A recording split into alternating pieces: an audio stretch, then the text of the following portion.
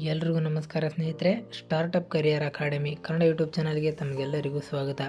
ಸ್ನೇಹಿತರೆ, ನಿಮಗೆಲ್ಲ ಗೊತ್ತಿರೋ ಹಾಗೆ 2026ನೇ ವರ್ಷದ IAS ಆಗಿರ್ಬೋದು, IPS ಆಗಿರ್ಬೋದು, IFS ಹಾಗೆ ಇನ್ನಿತರ ಹುದ್ದೆಗಳಿಗೆ ಈಗಾಗಲೇ ಕಾಲ್ ಫಾರ್ಮನ್ನು ಮಾಡಲಾಗಿದೆ.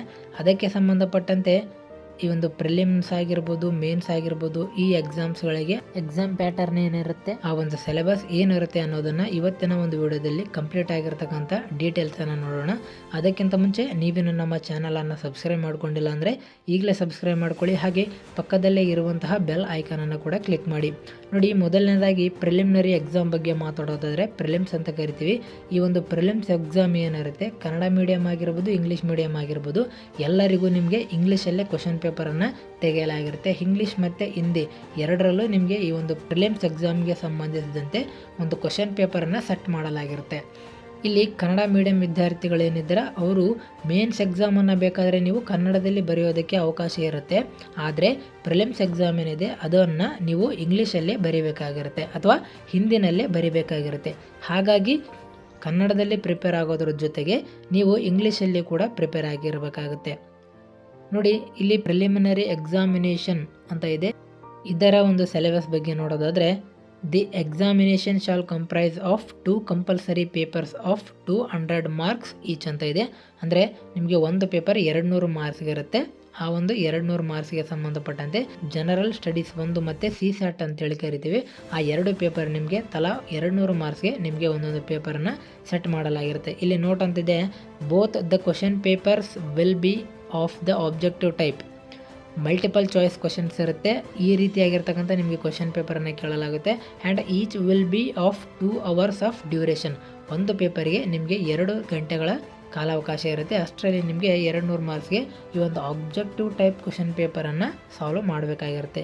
ಹಾಗೆ the general studies paper of the civil services preliminary examination will be qualifying paper with qualifying marks fixed at 33%. ಅಂದರೆ ನಿಮಗೆ ಈ ಒಂದು GS ಜನರಲ್ ಸ್ಟಡೀಸ್ ಪೇಪರ್ 2 ಏನಿರುತ್ತೆ, CSAT ನಿಮಗೆ ಪಾಸಿಂಗಲ್ಲಿ ಕಂಪಲ್ಸರಿ ಆಗಿರ್ತಕ್ಕಂಥ ಕ್ವಶನ್ ಪೇಪರ್ ಅಲ್ಲದೆ ಇದ್ದರೂ ನಿಮಗೆ ಜಸ್ಟ್ ಪಾಸ್ ಆದರೆ ಸಾಕು. ಈ ಒಂದು CSAT ಪೇಪರನ್ನು ನೀವು ಜಸ್ಟ್ ಪಾಸ್ ಆದರೆ ಸಾಕು. ಆದರೆ ಇಲ್ಲಿ ಜನರಲ್ ಸ್ಟಡೀಸ್ ಪೇಪರ್ ಏನಿದೆ ಇದನ್ನು ನೀವು 33% ಅಂತೆ. ನಿಮಗೆ 33% ಅಂದರೆ 200 ಮಾರ್ಕ್ಸ್ಗೆ 66 ಮಾರ್ಕ್ಸ್ ಆಗುತ್ತೆ. ಈ 66 ಮಾರ್ಕ್ಸನ್ನು ತಗೊಂಡ್ರೆ ಮಾತ್ರ ನಿಮಗೆ ಮೇನ್ಸ್ಗೆ ಕ್ವಾಲಿಫೈಯನ್ನು ಮಾಡ್ತಾರೆ. ಈ ಜನರಲ್ ಸ್ಟಡೀಸ್ ಪೇಪರ್ ಏನಿದೆ ಇದು ನಿಮಗೆ ಕ್ವಾಲಿಫೈಯಿಂಗ್ ಪೇಪರ್ ಆಗಿರುತ್ತೆ. ಹಾಗಾಗಿ ಇದನ್ನು ನೆನಪಿರಲಿ. The question paper will be set both in Hindi and English. Hindi ಮತ್ತು ಇಂಗ್ಲೀಷಲ್ಲಿ 2 ಪೇಪರ್ಗಳನ್ನು ಸೆಟ್ ಮಾಡಲಾಗಿರುತ್ತೆ. ಹಾಗೆ ಇಲ್ಲಿ ಮೇನ್ಸ್ ಎಕ್ಸಾಮ್ ಬಗ್ಗೆ ನೋಡೋದಾದರೆ, the return examination will consist of the following papers ಅಂತ ಇದೆ. ನಿಮಗೆ ಕ್ವಾಲಿಫೈಯಿಂಗ್ ಪೇಪರ್ಸ್ ಅಂತ ಮೊದಲು 2 ಕ್ವಾಲಿಫೈಯಿಂಗ್ ಪೇಪರ್ಗಳನ್ನು ಮಾಡಲಾಗುತ್ತೆ. ಅದು 300 ಮಾರ್ಕ್ಸ್ಗೆ ಇರುತ್ತೆ. One of the Indian languages to be selected by the candidate from the languages included in the 8th schedule to the constitution. ಅಂದರೆ 8th schedule of the constitution, ನಮ್ಮ ಇಂಡಿಯನ್ ಕಾನ್ಸ್ಟಿಟ್ಯೂಷನ್ನಲ್ಲಿ 8ನೇ ಅನುಸೂಚಿಯಲ್ಲಿ ಇರುವಂತಹ ಎಲ್ಲ ಲ್ಯಾಂಗ್ವೇಜ್ಗಳಲ್ಲಿ ಆಯಾ ರಾಜ್ಯದ ಒಂದು ಭಾಷೆ ಏನಿದೆ ಅದನ್ನು, ಆ ಒಂದು ಲ್ಯಾಂಗ್ವೇಜನ್ನು ನೀವು ಸೆಲೆಕ್ಟ್ ಮಾಡಿಕೊಂಡು ಕ್ವಾಲಿಫೈಯಿಂಗ್ ಪೇಪರನ್ನು ಬರೀಬೇಕಾಗಿರುತ್ತೆ. ನಮ್ಮ ಕರ್ನಾಟಕದಲ್ಲಿ ನಿಮಗೆ ಕನ್ನಡ ಇರುತ್ತೆ ಕ್ವಾಲಿಫೈಯಿಂಗ್ ಪೇಪರಲ್ಲಿ.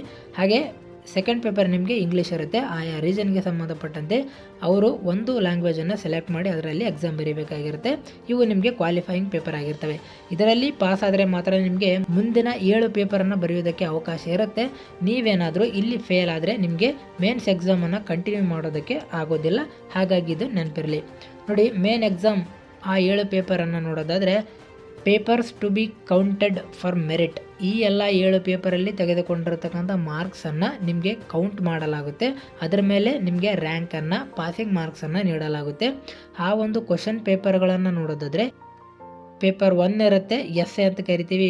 ಈ ಎಸ್ಸೆ ಬರೆಯೋದಿರುತ್ತೆ. 250 ಮಾರ್ಕ್ಸ್ಗೆ ನೀವು ಒಂದು ಎಸ್ಸೆಯನ್ನು ಬರೀಬೇಕಾಗಿರುತ್ತೆ. ಇದು ಪೇಪರ್ 1 ಆಗಿರುತ್ತೆ. ಪೇಪರ್ 2 ಅಲ್ಲಿ ಜನರಲ್ ಸ್ಟಡೀಸ್ 1 ಇರುತ್ತೆ. ಇದು ಕೂಡ 250 ಮಾರ್ಕ್ಸ್ ಇರುತ್ತೆ. ಇದರಲ್ಲಿ ಇಂಡಿಯನ್ ಹೆರಿಟೇಜ್ ಆ್ಯಂಡ್ ಕಲ್ಚರ್ ಇರುತ್ತೆ, history and geography of the world and society.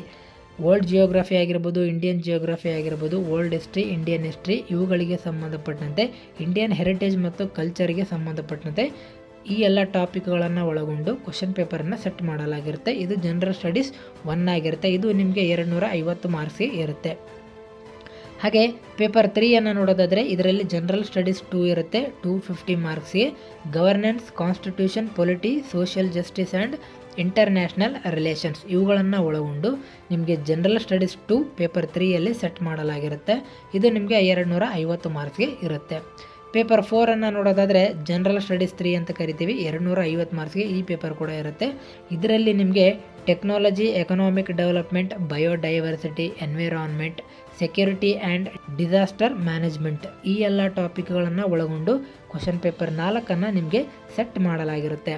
ಹಾಗೆ ಮುಂದಿನದಾಗಿ ನೋಡೋದಾದರೆ ಪೇಪರ್ 5ರಲ್ಲಿ ನಿಮಗೆ 250 ಮಾರ್ಕ್ಸ್ ಇರುತ್ತೆ. ಇದು ಜನರಲ್ ಸ್ಟಡೀಸ್ 4 ಇರುತ್ತೆ. ಇದರಲ್ಲಿ ನಿಮಗೆ ಎಥಿಕ್ಸ್, ಇಂಟೆಗ್ರಿಟಿ ಮತ್ತು ಆಪ್ಟಿಟ್ಯೂಡ್ ಈ ಎಲ್ಲ ಟಾಪಿಕ್ಗಳನ್ನು ಒಳಗೊಂಡು ನಿಮಗೆ ಪೇಪರನ್ನು ಸೆಟ್ ಮಾಡಲಾಗಿದೆ. ಈ ಎಥಿಕ್ಸ್ ಮತ್ತು ನಿಮಗೆ ಪೇಪರ್ 1 SI ಏನಿದೆ ಇದರಲ್ಲೇ ನಿಮಗೆ ಈ 2 ಪೇಪರ್ ನಿಮಗೆ ಸ್ಕೋರಿಂಗ್ ಪೇಪರ್ ಆಗಿರ್ತವೆ. ಇದರಲ್ಲಿ 3 ಟಾಪಿಕ್ಗಳನ್ನು ಒಳಗೊಂಡು ನಿಮಗೆ ಕ್ವಶನ್ ಪೇಪರನ್ನು ಸೆಟ್ ಮಾಡಲಾಗಿರುತ್ತೆ. ಹಾಗಾಗಿ ಇದು ಮತ್ತು ನಿಮಗೆ SI ಏನಿರುತ್ತೆ, 1 SI ಬರೆಯೋದಿರುತ್ತೆ. ಹಾಗಾಗಿ ಈ 1 ಮತ್ತು 4ನೇ ಪೇಪರ್ 2 ಏನಿದ್ದಾವೆ ಅವು ನಿಮಗೆ ಸ್ಕೋರಿಂಗ್ ಪೇಪರ್ ಆಗಿರ್ತವೆ, ನೆನಪಲ್ಲಿಟ್ಕೊಳ್ಳಿ. ಪೇಪರ್ 6 ನೋಡೋದಾದರೆ ನಿಮಗೆ ಇಲ್ಲಿ ಆಪ್ಷನಲ್ ಸಬ್ಜೆಕ್ಟ್ಗಳನ್ನು ಸೆಲೆಕ್ಟ್ ಮಾಡ್ಕೊಳ್ಳೋದಿರುತ್ತೆ. ಆಪ್ಷನಲ್ ಸಬ್ಜೆಕ್ಟ್ ಪೇಪರ್ 1 250 ಮಾರ್ಕ್ಸ್ಗೆ ಇರುತ್ತೆ. ಆಪ್ಷನಲ್ ಸಬ್ಜೆಕ್ಟ್ ಪೇಪರ್ 2 250 ಮಾರ್ಕ್ಸ್ಗೆ. ಈ 2 ಆಪ್ಷನಲ್ ಸಬ್ಜೆಕ್ಟ್ಗಳನ್ನು ನೀವು ಸೆಲೆಕ್ಟ್ ಮಾಡಿಕೊಂಡು ಬರೀಬೇಕಾಗಿರುತ್ತೆ.